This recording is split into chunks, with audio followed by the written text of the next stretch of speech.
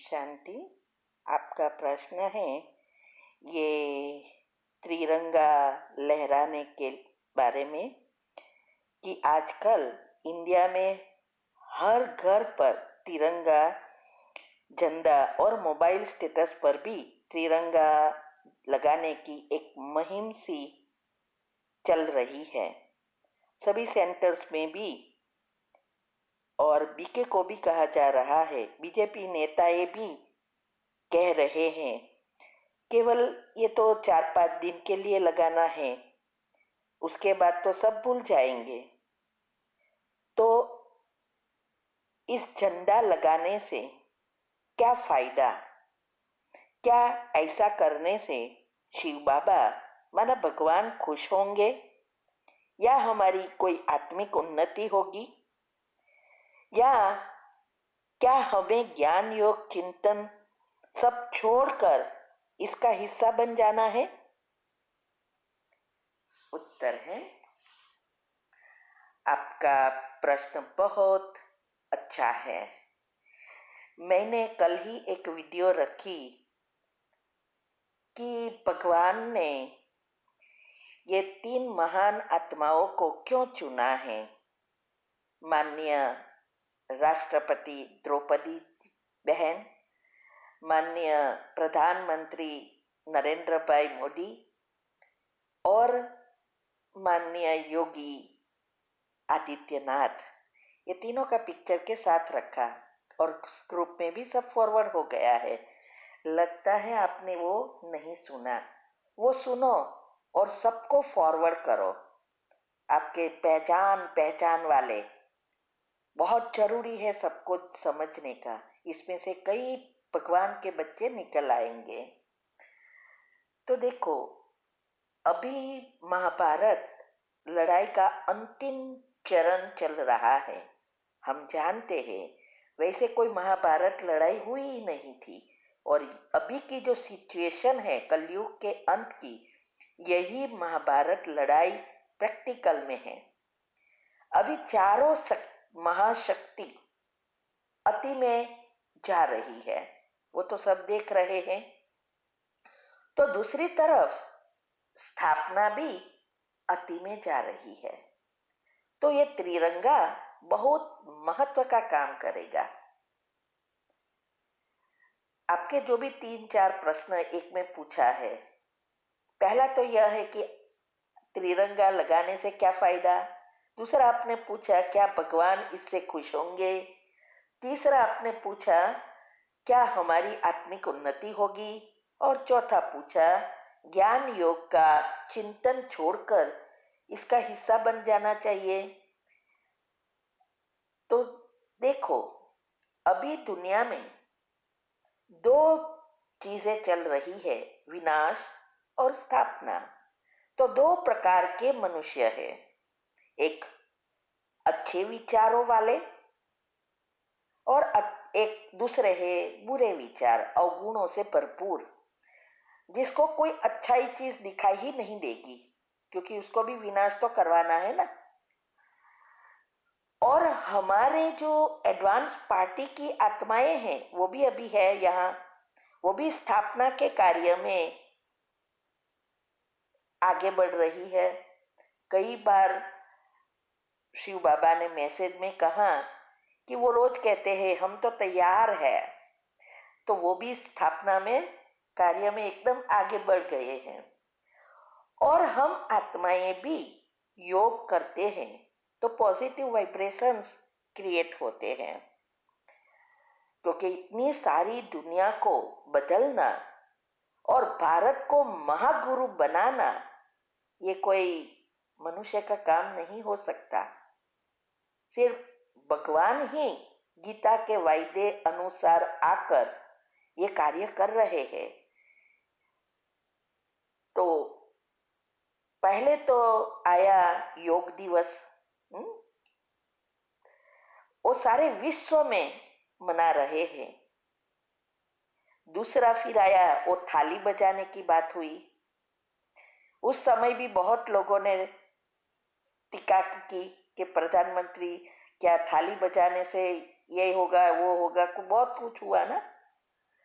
लेकिन वो जानते ही नहीं है कि ये ध्वनि क्या काम कर रही है। ये सारा खेल वाइब्रेशंस का है। तो ये थाली बजाने से एक तो मन में भी थाली बजी उमंग उत्साह की, और दूसरी प्रैक्टिकल में थाली बजने से जो ध्वनि उत्पन्न हुई बहुत मददगार है। और अभी जो त्रिरंगा की बात है, वो लहराने से तो बहुत बहुत फायदा होगा। तो अभी ये समझेंगे कि पहला क्या फायदा है। ये सारी दुनिया वाइब्रेशन से चल रही है। 3 एनर्जी है, इलेक्ट्रॉन, प्रोटॉन और न्यूट्रॉन, और इससे एटम बनता है और सारा विश्व चलता है।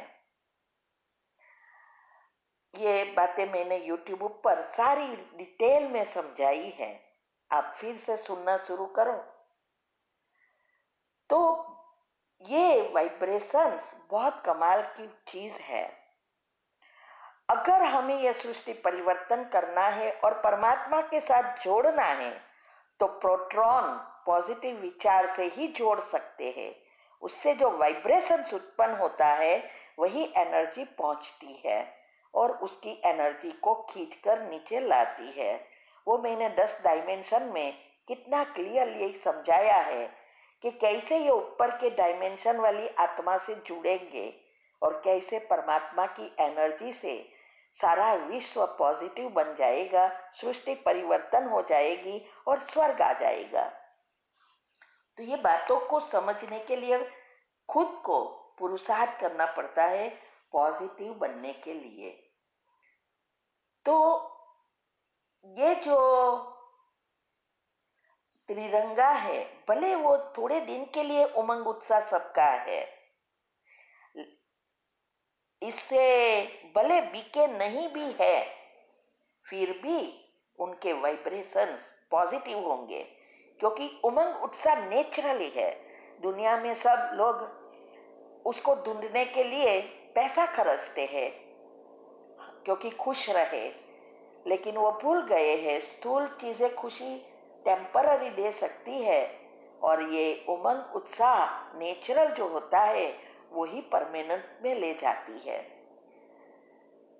तो ये जो वाइब्रेशंस है, ये दोनों के वाइब्रेशन, सारे विश्व के वाइब्रेशन जुड़ेंगे, तो ये संगठन की शक्ति का महत्व जो बाबा माना शिव बाबा समझाते हैं, वो ही ये चीज है। सारे विश्व की आत्माएं इसमें शामिल है। इससे एनर्जी की धरनी में एक रास्ता बनेगा पॉजिटिव एनर्जी का, क्योंकि सारा विश्व नेगेटिव हो गया है, एनर्जी से भरपूर है। जैसे स्थूल एनर्जी होती है और स्थूल धरनी है, और स्थूल धरनी में अगर हम बीज नहीं बोते तो वो घास फूस कांटे से भरपूर हो जाता है, कोई रास्ता नहीं बनता और हमें कोई चीज प्राप्त नहीं होती। लेकिन अगर हम एक ही रास्ते से सब आना जाना शुरू करें तो इस घास फूस वाले रास्ते में धरनी में इतना अच्छा रास्ता बन जाएगा, और जितने ज्यादा व्यक्ति पास होंगे उतना क्लियर रास्ता बन जाएगा, एक पाथ बन जाएगा। ऐसे ही ये एनर्जी के धरनी में है। अभी जो परमात्मा की एनर्जी इस सृष्टि पर आने का स्थान ब्लॉक हो गया है, वो ये चीजें जल्दी जल्दी करती है। हम योग करते हैं, क्या होता है? यही तो होता है। इसीलिए हम कहते हैं कि सब दिनचर्या को फॉलो करो, एक ही गुण लो। इसका कारण भी यही है। तो ये सब जो भी अच्छे योगी के जो भी वाइब्रेशंस है उनसे भी जुड़ेंगे, एडवांस पार्टी से जुड़ेंगे, और ये सब इतना क्लियर रास्ता बनेगा। और जो भी अभी स्वर्ग की स्थापना में निमित्त आत्माएं हैं जो अभी ज्ञान में न भी हो, वो आत्माएं जैसे मुख्य मुख्य आत्माएं हैं। और ये तीन आत्माओं के साथ भी बहुत सारी अच्छी आत्माएं हैं जो ज्ञान में नहीं है, लेकिन एक कार्य में इनडायरेक्ट मदद दे रही है। इसमें से कई तो नई नए जन्म वाली भी होगी। तो इन सभी को मदद मिलेगी और ये भगवान के कार्य संपन्न होगा। ये वासुदेव कुटुंब क्या है? यही तो है यूनिटी। तो वो यूनिटी आएगी तब तो स्वर्ग बनेगा। दूसरा आपने कहा हिस्सा बनना चाहिए, तो जरूर बनना चाहिए। हमारा पुरुषार्थ और ज्ञान इसके लिए छोड़ने की कोई आवश्यकता नहीं होती है। क्या इसके लिए सब सारे दिन बैठे रहते हैं क्या? दुनिया वाले भी क्या घर में बैठ के यही सोचते रहते हैं? नहीं, वो भी सब कुछ करते हैं ना, खाना पीना, काम करना, धंधे पे जाना, जॉब पर जाना, लेकिन मन में एक उमंग उत्साह क्रिएट रहता है। तो ये वाइब्रेशन जो है वो मन और बुद्धि का खेल है। तो हमें भी ये सब कुछ करते करते ये इसमें हिस्सा लेना है। हमारे को भी इस चीजों से योग में भी बल मिलेगा और हमारे योग से इन सभी आत्माओं को भी बल मिलेगा, क्योंकि चैनल बन जाती है। तो पुरुषार्थ या योग ज्ञान योग के लिए झंडा लहराने के लिए कुछ छोड़ने की आवश्यकता नहीं है। तो ये मन बुद्धि और विचारों की ही बात है और वो सूक्ष्म है। स्थूल चीजें तो करते रहना है और इससे हमारी दिनचर्या इफेक्ट नहीं होनी चाहिए। ये जो भी तीव्र पुरुषार्थी आत्माएं हैं, वो आत्माएं और जो 33 करोड़ वाली भी आत्माएं हैं, सबको एक दूसरे का सहयोग मिलेगा। और ये जो भी अभी विचारों से हो रहा है, बना उमंग उत्साह से हमारे न्यूरॉन, जो मैंने कई बार हेल्थ एंड माइंड के टॉपिक में वेबिनार में भी समझाया कि ये न्यूरॉन ही हमारे जीवन, शरीर और दूसरे जन्म के भाग्य का भी यही मुख्य चीज है। तो वो खुश हेल्दी बन जाएंगे तो इससे हमारे अच्छे हार्मोन्स क्रिएट होंगे और इससे वाइब्रेशंस जो क्रिएट होंगे वो बहुत मदद करेगी। ये सारा पुरुषार्थ जो भगवान शिव बाबा हमें सिखा रहा है, इसके लिए ही कि नेचुरल खुशी, जिसको कहते हैं सत्यचित आनंद स्वरूप, जो इस इंद्रियों से परे का सुख है, और वो सुख ही स्थायी सुख है और वही देवी देवताओं की दुनिया है। तो उसमें श्री कृष्ण के साथ जाने के लिए इसका पुरुषार्थ अभी है।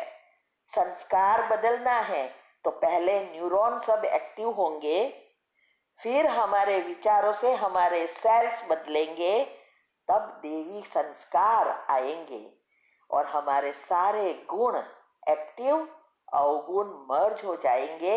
ईथर तत्व पॉजिटिव लेयर्स आगे आ जाएगा और 10 डायमेंशन में से जो 9 डायमेंशन जो हम सभी से जुड़े हैं वो सब रिसेट हो जाएगा। प्रकृति सहित सब 100% शक्तिशाली हो जाएंगे, सतो प्रधान बन जाएंगे। तो ये बातों को अच्छी रीति समझो और ये दोनों वीडियो को आपके एक एक ग्रुप में, एक एक फैमिली, सगा संबंधी कोई भी हो, उसको भेजो, ये बहुत सूक्ष्म कार्य करेगा।